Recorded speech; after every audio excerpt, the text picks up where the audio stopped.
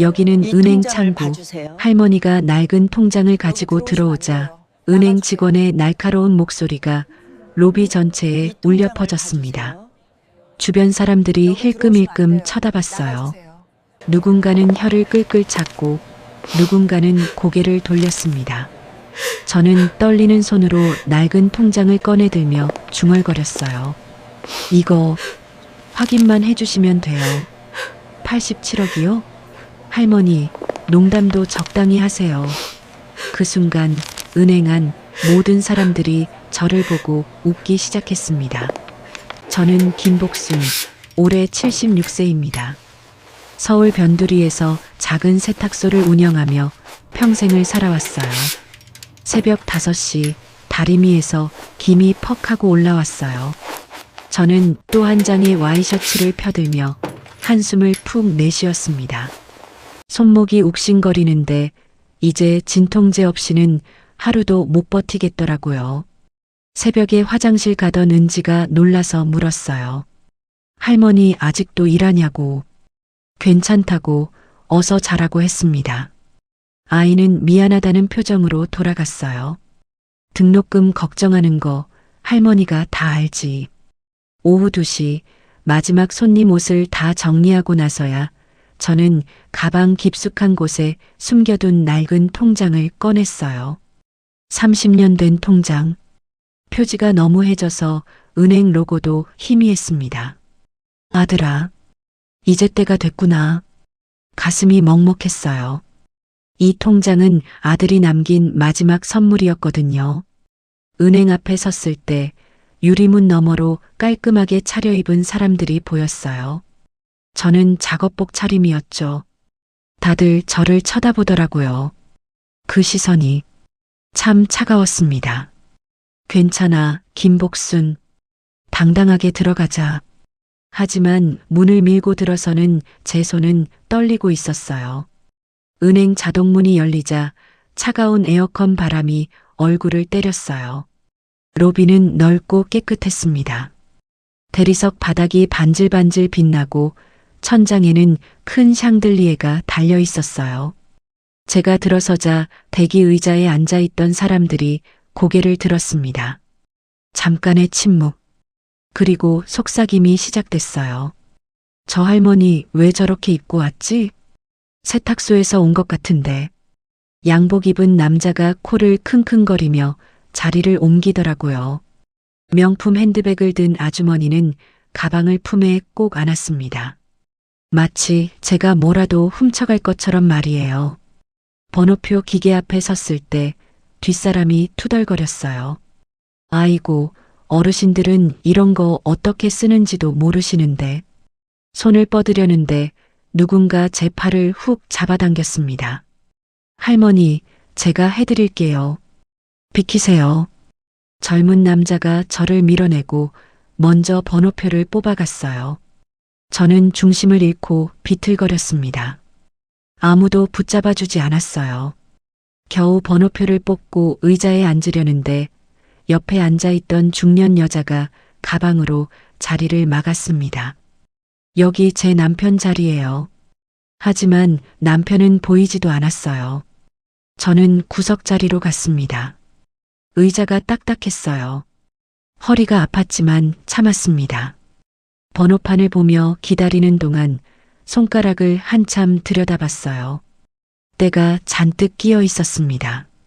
다리미질하다 보면 어쩔 수 없이 손이 더러워지거든요.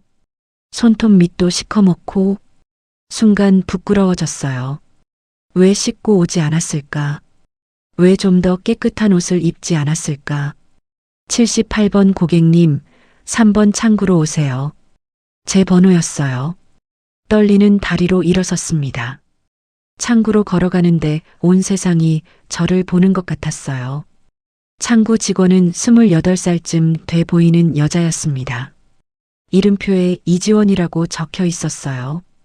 단정한 헤어스타일, 깔끔한 메이크업, 새하얀 블라우스. 저와는 너무 다른 세상 사람 같았습니다. 이지원은 저를 보자마자 미간을 찌푸렸어요. 코를 슬쩍 가리는 신용까지 하더라고요. 무슨 일이세요? 목소리가 차가웠어요. 다른 손님들한테는 분명 웃으면서 말했을 텐데 말이죠. 저 계좌 개설하러 왔어요. 제 목소리가 작게 떨렸습니다. 이지원이 한숨을 푹 쉬었어요. 신분증 있으세요? 있냐고 묻는 게 아니었어요.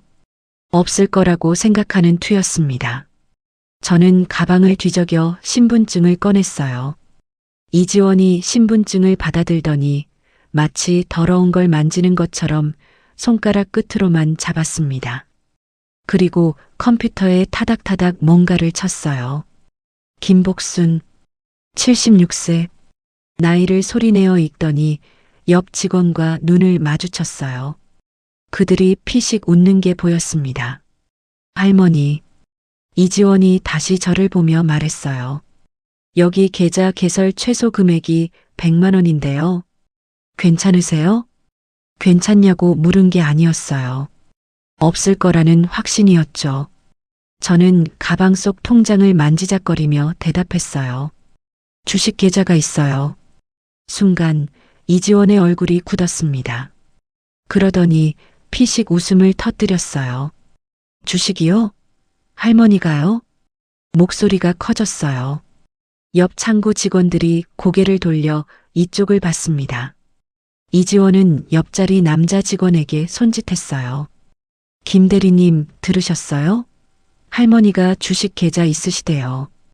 김 대리라는 사람이 킥킥거리며 웃었습니다. 요즘 어르신들 TV에서 주식 이야기 많이 나오니까 착각 많이 하시더라고요. 그러게요. 지난주에도 그런 분 오셨잖아요. 목소리를 낮췄지만 제게 다 들리는 크기였어요. 아니, 일부러 들으라고 한 거였죠. 얼굴이 화끈거렸습니다.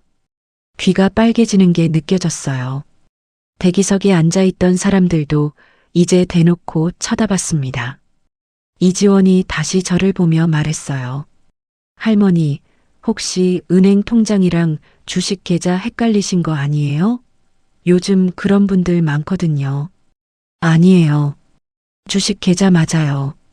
제가 단호하게 말하자 이지원의 표정이 싸늘해졌습니다. 그럼 증권사 이름이라도 아세요? 한국증권이에요. 30년 전부터 30년 전이요? 이지원이 껄껄 웃었어요. 이번엔 완전히 큰 소리로요. 뒤쪽 대기석에서도 키득거리는 소리가 들렸습니다. 할머니, 30년 전 주식이면 진작 휴지 조각 됐을 거예요. 그때 산 주식이 지금까지 남아있을 리가 없잖아요. 옆 직원들이 고개를 끄덕였어요. 한 여직원이 거들었습니다. 맞아요. 그때 회사들 거의 다 망했잖아요. 아직도 있다고 생각하시는 거예요? 웃음소리가 창구 전체로 번졌어요. 저는 주먹을 꽉 쥐었습니다. 손톱이 손바닥을 파고들었어요. 확인만 해주시면 돼요. 목소리를 최대한 침착하게 유지했습니다. 하지만 떨리고 있었어요. 이지원이 한숨을 크게 내쉬었습니다. 아이고 진짜. 할머니, 저희 바쁘거든요. 뒤에 기다리는 고객분들도 계시고요. 실제로 뒤에서 누군가 투덜거렸어요. 아니, 저런 걸로 시간 낭비하고 있네. 빨리 좀 처리하지. 우리도 바쁘다고. 이지원이 뒤를 힐끔 보더니 다시 저를 봤어요. 이번엔 눈빛이 완전히 짜증으로 가득했습니다. 할머니, 솔직히 말씀드릴게요. 주식 있으시면 증권사 가셔야죠. 여긴 은행이에요. 그것도 모르세요? 알아요. 그래서 증권 계좌랑 연결된 은행 계좌를. 아휴, 복잡하게. 이지원이 제 말을 자르고는 옆 직원에게 또 속삭였어요. 하지만 제게 다 들렸습니다. 진짜 답답하네. 어르신들은 왜 이렇게 고집이 세신지. 그 순간 뒤에서 한 남자가 큰 소리로 말했어요. 야, 저 할머니 때문에 우리가 언제까지 기다려야 돼? 직원도 일 좀 제대로 하라고. 이지원이 난처한 표정을 지으며 저를 봤습니다. 할머니, 보시다시피 다른 고객분들도 불편해 하시는데요. 그러시면 저기 고객센터 가서 상담받으세요. 여긴 안 돼요. 손으로 구석에 있는 상담 창구를 가리켰어요. 가장 외진 곳, 민원 고객들이나 가는 곳이었습니다. 제 눈가에 뜨거운 게 맺혔어요. 하지만 절대 울면 안 됐습니다. 우는 순간 저는 정말로 불쌍한 할머니가 되는 거니까요. 그때 뒤쪽 사무실에서 누군가 나왔어요. 정장을 빼입은 중년 남자였습니다. 이름표에 박민수 지점장이라고 적혀 있었어요.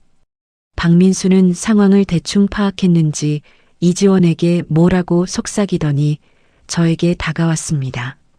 얼굴에는 억지로 만든 미소가 걸려 있었어요. 하지만 눈빛은 차가웠습니다. 어르신, 무슨 일이세요? 공손한 척하는 말투였지만 그 안에 담긴 건 짜증이었어요. 저는 다시 한번 설명했습니다. 주식 계좌가 있다고 확인만 해달라고요. 박민수가 고개를 끄덕이더니 한숨을 푹 쉬었어요. 할머니, 생활 힘드시죠? 갑자기 동정 어린 목소리로 바뀌었습니다. 손으로 제 어깨를 툭툭 치는데 그 손길이 너무 가벼웠어요. 마치 짐승 다루듯이요. 요즘 어르신들 사기 많이 당하시거든요. TV에서 주식으로 돈 번다는 이야기 듣고 이상한데 돈 넣으셨던 거 아니에요? 제가 뭐라고 대답하기도 전에 말을 이었습니다. 여기서 이러지 마시고 구청 복지과 가세요. 거기 가면 생계비 지원도 받으실 수 있어요. 손을 휘휘 저으며 저를 내쫓으려 했어요. 마치 팔이라도 쫓듯이요. 대기석 사람들이 수군거리기 시작했습니다. 한 아주머니가 옆 사람에게 말했어요. 목소리를 낮췄지만 제게 다 들렸습니다. 저런 분들도 은행에 오시네. 참, 다른 사람이 혀를 찼어요. 누군가는 고개를 절레절레 흔들었습니다. 동정 어린 눈빛들이었지만 그 시선이 더 아팠어요. 무시당하는 것보다 불쌍히 여겨지는 게 훨씬 견디기 어려웠습니다. 양복 입은 남자가 시계를 보며 투덜거렸어요. 명품 핸드백 든 여자는 저를 보고 한숨을 쉬었습니다. 젊은 직장인은 스마트폰만 들여다봤어요. 아무도 제 편이 아니었습니다. 박민수가 다시 말했어요. 할머니, 알아들으셨죠? 여기는 할머니 오실 때가 아니에요. 그 순간 가슴이 확 막혔습니다. 목구멍이 뜨거워졌어요. 눈가에 뭔가 핑 도는 게 느껴졌습니다. 안 돼. 울면 안 돼. 여기서 우는 순간 나는 정말 불쌍한 사람이 돼. 이를 악물었어요. 주먹을 꽉 쥐었습니다. 손톱이 손바닥에 파고들었어요. 가방 속에서 낡은 통장을 만졌습니다. 30년 동안 한 번도 열어보지 않았던 통장. 아들이 남긴 마지막 선물. 그 통장을 꽉 움켜쥐었어요. 아들아, 엄마 잘하고 있지? 마음속으로 아들에게 물었습니다. 하늘에서 이 광경을 보고 있을 아들. 엄마가 이렇게 무시당하는 걸 보면 얼마나 속상할까요? 박민수가 제 팔을 잡으려 했어요. 저는 팔을 확 뿌리쳤습니다. 손대지 마세요. 목소리가 나왔어요. 떨렸지만 분명했습니다. 박민수가 잠깐 당황한 표정을 지었어요. 주변이 순간 조용해졌습니다. 모두가 저를 쳐다봤어요. 두고 보자. 두고 봐. 끝까지 가보자고. 마음속으로 되뇌었습니다. 눈물이 나올 것 같았지만 참았어요. 대신 입술을 깨물었습니다. 피가 날 정도로요. 통장을 더 꽉 쥐었어요. 손에서 땀이 났습니다. 이제 물러설 수 없었어요. 아니, 물러서지 않을 거예요. 이 사람들에게 꼭 보여줄 거예요. 김복순이 누군지, 이 통장이 뭔지 말이에요. 저는 돌아서려 했어요. 더 이상 여기 있을 수가 없었습니다. 온몸이 떨렸어요. 분노인지 수치심인지 아니면 그 둘 다인지 알 수 없었습니다. 은행 문을 향해 걸어가는데 다리가 후들거렸어요. 한 발 한 발 내딛는 게 이렇게 힘들 줄이야. 뒤에서 사람들의 속삭임이 따라왔습니다. 불쌍하긴 한데 여기는 좀. 요즘 어르신들 정신이 오락가락하시니까. 로비를 거의 다 지나쳤을 때였어요. 자동문이 확 열리며 누군가 뛰어들어왔습니다. 할머니, 은지였어요. 숨을 헐떡이며 달려온 손녀. 대학 합격 발표 확인하러 갔다가 바로 온 모양이었습니다. 가방을 어깨에 걸친 채 얼굴은 땀으로 범벅이었어요. 할머니, 왜 여기 서 계세요? 무슨 일 있어요? 은지가 제 얼굴을 들여다봤어요. 그 순간 아이의 표정이 굳었습니다. 제 눈가가 붉어진 걸 본 거예요. 할머니, 울었어요? 아니야. 먼지 들어가서 그래. 거짓말이었어요. 은지도 알았을 거예요. 아이는 주변을 둘러봤습니다. 대기석 사람들의 시선, 창구 직원들의 표정, 그리고 서 있는 박민수 지점장까지요. 여기서 무슨 일이 있었어요? 은지의 목소리가 단단해졌어요. 저는 손을 흔들었습니다. 아무것도 아니야. 그냥 가자. 하지만 은지는 제 팔을 잡고 창구 쪽으로 걸어갔어요. 22밖에 안 된 아이가 할머니를 지키려는 듯 꼿꼿한 자세로 말이에요. 이지원이 은지를 보더니 눈썹을 치켜 올렸습니다. 손녀분이세요? 우리 할머니한테 무슨 짓을 한 거예요? 은지의 목소리가 떨렸어요. 화가 나서 떠는 거였습니다. 이지원이 피식 웃었어요. 짓이라니요? 저희는 친절하게 안내해 드렸는데요. 할머니께서 주식 계좌가 있다고 우기셔서. 우기다니요? 우리 할머니가 거짓말하실 분이 아니에요. 은지가 목소리를 높였어요. 주변 사람들이 또 쳐다봤습니다. 박민수가 다가오며 손을 저었어요. 학생, 진정하세요. 여긴 공공장소예요. 공공장소라면서 왜 우리 할머니를 이렇게 대하는 거예요?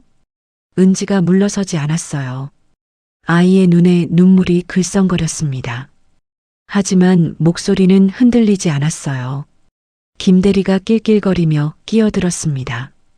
어린 게 어른 일에 끼어들지 마. 할머니가 착각하신 거야. 주식이 뭔지나 알아? 할머니는 착각 안 하세요. 30년 동안 한 푼, 두 푼 모으신 거예요. 은지의 목소리가 떨렸어요. 아이도 알고 있었던 거예요. 제가 얼마나 힘들게 그 돈을 모았는지를요. 박민수가 한숨을 쉬며 말했어요. 학생, 우리도 업무가 있어요. 할머니 모시고 그냥 가세요. 시간 낭비하지 말고. 시간 낭비라고요? 은지가 제 가방을 열었어요. 그리고 제가 꽁꽁 숨겨뒀던 통장을 꺼냈습니다. 이거 확인이나 해보고 말하세요. 낡은 통장이 창구 위에 툭 놓였어요. 30년 동안 단 한 번도 남에게 보여준 적 없던 그 통장. 이지원이 마지못해 통장을 집어들었습니다. 여전히 손가락 끝으로만 잡으면서요. 컴퓨터에 뭔가를 입력하기 시작했어요. 어차피 없을 텐데. 중얼거리던 이지원의 목소리가 갑자기 멈췄습니다. 얼굴이 굳어지더니 화면을 다시 봤어요. 한 번, 두 번, 세 번. 옆에서 보던 김대리가 화면을 힐끗 봤습니다. 그리고 입이 떡 벌어졌어요. 이게 뭐야? 이지원의 손이 멈췄어요. 마우스를 쥔 손이 미세하게 떨리기 시작했습니다. 화면을 뚫어져라 쳐다보더니 다시 통장을 봤어요. 그리고 또 화면을 봤습니다. 뭐가 어떻게 된 거야? 김대리가 다가와 화면을 들여다봤어요. 그 순간 그의 얼굴에서 핏기가 쫙 빠졌습니다. 이게... 다른 직원들도 하나둘 모여들었어요. 화면을 본 사람들의 표정이 하나같이 굳어졌습니다. 박민수 지점장이 다급하게 물었어요. 뭐가 문제야? 뭐가 나온 거야? 이지원이 떨리는 목소리로 대답했습니다.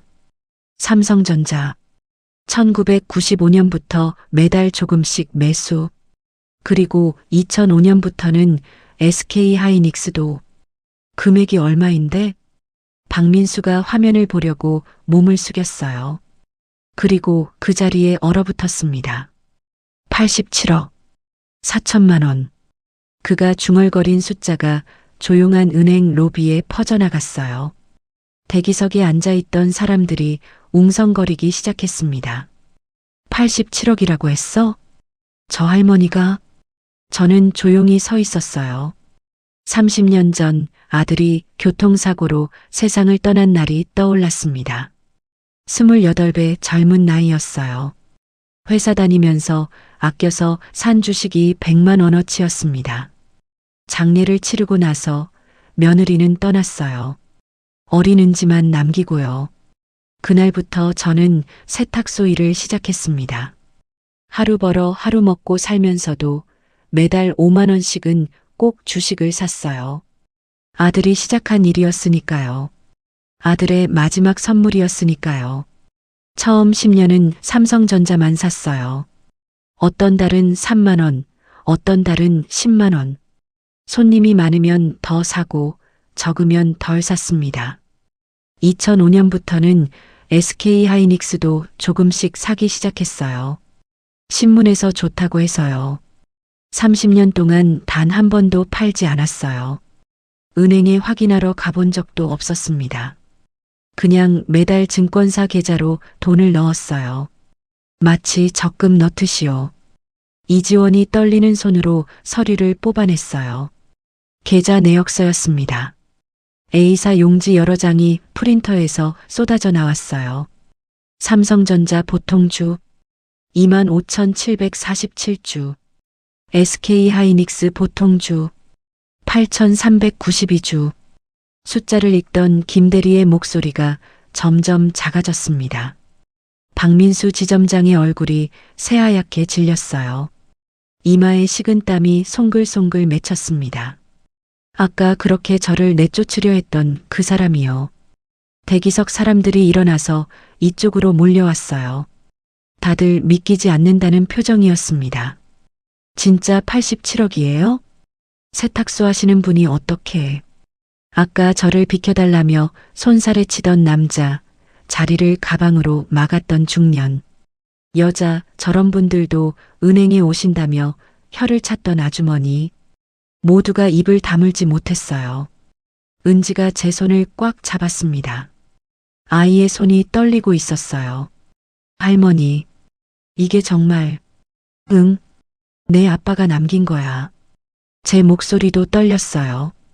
30년 동안 단 한 번도 꺼내지 않았던 말이었습니다. 이지원이 의자에 주저앉았어요. 얼굴이 사색이 된 채로 중얼거렸습니다. 제가 뭔 짓을. 옆 직원들도 하나같이 창백한 얼굴이었어요. 아까 그렇게 저를 비웃고 조롱하던 사람들이요. 박민수가 떨리는 목소리로 물었어요. 고객님, 어떻게 이렇게 매달 조금씩 샀어요. 30년 동안요. 제 대답은 짧았어요. 하지만 그 안에 담긴 세월은 너무나 길고 무거웠습니다. 은행 전체가 조용해졌어요. 누구 하나 말하는 사람이 없었습니다. 에어컨 돌아가는 소리만 희미하게 들렸어요. 박민수가 급히 달려왔어요. 아까와는 완전히 다른 모습이었습니다. 땀을 뻘뻘 흘리며 제 앞에 섰어요. 고객님, 정말 죄송합니다. 목소리가 떨렸어요. 아까 저를 복지관 가라고 했던 그 사람 맞나 싶을 정도였습니다. 저는 고객이 아니라 세탁소 아줌마예요. 제 목소리는 차가웠어요. 박민수의 얼굴이 더욱 창백해졌습니다. 정말 죄송합니다. 제가 눈이 없었습니다. 허리를 90도로 숙였어요. 옆에 있던 이지원도 바닥에 주저앉다시피 했습니다. 얼굴은 눈물과 콧물 범벅이었어요. 죄송합니다. 이지원이 떨리는 목소리로 반복했어요. 아까 그렇게 저를 비웃고 조롱하던 그 직원이요. 대기석에 있던 고객들이 웅성거리기 시작했습니다. 87억이라는 숫자가 입에서 입으로 퍼져나갔어요. 저 할머니가 정말 우리보다 훨씬 부자시네. 저는 조용히 말했어요. 전액 인출할 거예요. 박민수가 화들짝 놀랐습니다. 얼굴에서 남은 핏기마저 사라졌어요. 전액이요? 고객님, 다시 한번 생각해 주십시오. 저희가 정말 잘못했습니다. 그의 목소리는 완전히 애원하는 투였어요. 87억이 빠져나가면 이 지점의 분기 실적이 날아갈 테니까요. 어쩌면 지점장 자리도 위험할 거예요. 그런데 여기서는 안 되지 않나요? 은지가 조용히 물었어요. 박민수가 황급히 대답했습니다. 증권 본점으로 모셔다 드리겠습니다. 지금 바로 차를 불러오겠습니다. 그는 직원들에게 소리쳤어요. 목소리가 거의 비명에 가까웠습니다. 빨리 증권 본점 연락하고 차량 준비해. 직원들이 허둥지둥 움직였어요. 이지원은 여전히 고개를 푹 숙인 채 울고 있었습니다. 저는 그 모습을 잠시 바라봤어요. 동정심이 일기도 했지만 동시에 마음 한편이 아팠습니다. 만약 제게 정말 돈이 없었다면 이 사람들은 어떻게 했을까요? 증권사에서 찾아야 한다면서요. 그럼 저희가 직접 가겠어요. 제가 말하자 박민수가 황급히 손을 저었어요. 아닙니다. 저희 차량으로 모셔다 드리겠습니다. 제가 직접 모시겠습니다. 은행 밖에 검은 승용차가 대기하고 있었어요. 박민수가 직접 문을 열어줬습니다. 아까 저를 밀쳐낸 것과는 천지 차이였어요. 차 안에서 은지가 제 손을 꼭 잡았어요. 아이의 눈에 눈물이 고여 있었습니다. 할머니, 30년 동안 말을 잊지 못하더라고요. 저는 은지의 머리를 쓰다듬었어요. 내 아빠가 남긴 거야. 내가 대학 갈 때까지 한 번도 안 건드렸어. 증권 본점은 은행보다 훨씬 컸어요. 로비에 들어서자 담당 직원이 나와서 정중하게 인사했습니다. 박민수가 미리 연락을 해둔 모양이었어요. VIP 상담실로 안내받았어요. 넓고 조용한 방이었습니다. 담당 직원이 공손하게 물었어요. 어떻게 도와드릴까요? 전액 인출하고 싶어요. 제 말에 직원의 눈이 잠깐 커졌어요. 하지만 이내 침착하게 대답했습니다. 전액이시면 상당한 금액인데 혹시 일부만 인출하시는 건 어떠신지요? 아니에요. 다 찾을 거예요. 손녀 학자금으로 쓰려고요.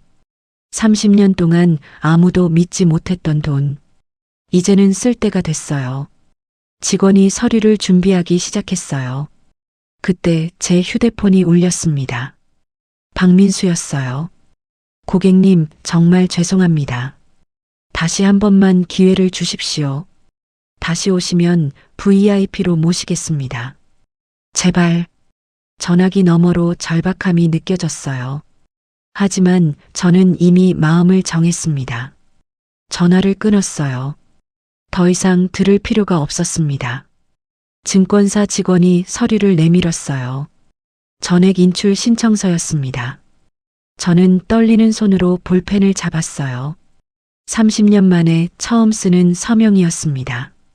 그때 VIP 상담실 문이 벌컥 열렸어요. 박민수였습니다. 숨을 헐떡이며 뛰어온 모양이었어요. 뒤이어 이지원과 김대리도 따라 들어왔습니다. 고객님, 제발 다시 한 번만 생각해 주십시오. 박민수가 무릎을 꿇었어요. 정장 입은 지점장이 바닥에 무릎을 꿇는 모습. 증권사 직원도 놀란 표정이었습니다. 저는 서류의 사인을 멈추고 그를 바라봤어요. 30년 전 그날이 떠올랐습니다. 1995년 봄 아들이 퇴근길에 교통사고를 당했어요. 병원에서 이틀을 버티다가 눈을 감았습니다. 28이었어요. 회사 다니면서 매달 조금씩 모아서 산 삼성전자 주식이 100만 원어치 전부였습니다. 장례식장에서 며느리가 말했어요.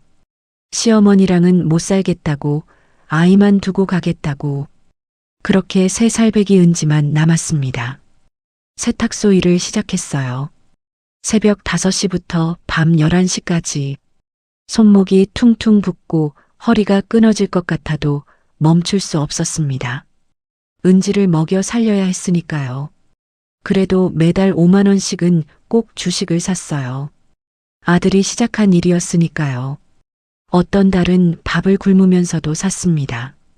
10년이 지나고 신문에서 SK 하이닉스 기사를 봤어요. 그때부터는 2개를 샀습니다. 조금 더 벌면 조금 더 사고 적게 벌면 적게 샀어요. 비가 오나 눈이 오나 빠뜨린 적이 없었습니다. 은지가 중학교 들어갈 때 학원비가 없어서 아이가 울었어요. 그때도 주식은 팔지 않았습니다. 대신 일을 더 늘렸어요.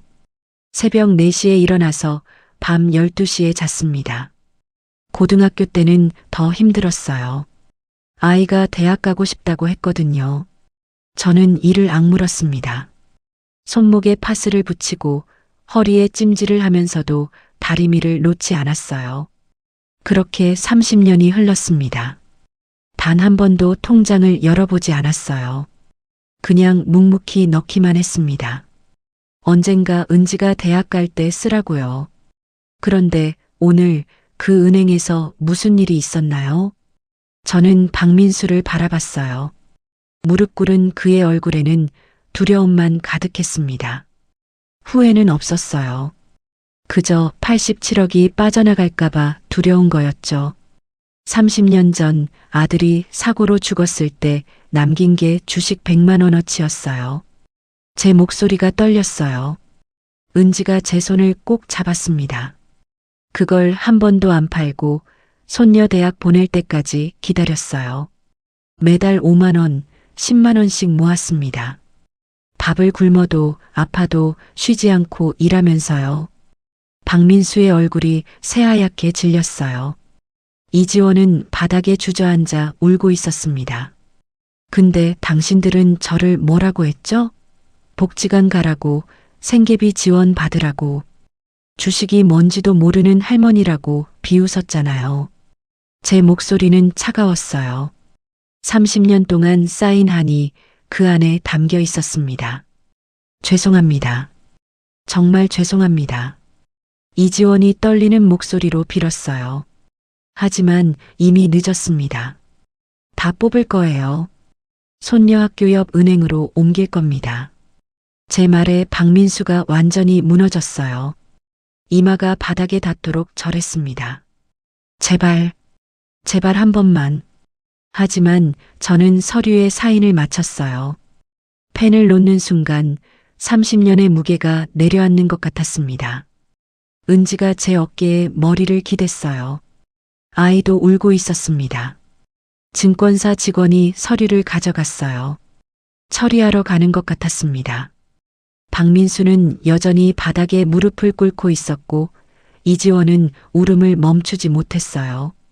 저는 한참 동안 창밖을 바라봤습니다. 봄 햇살이 따스하게 내리쬐고 있었어요.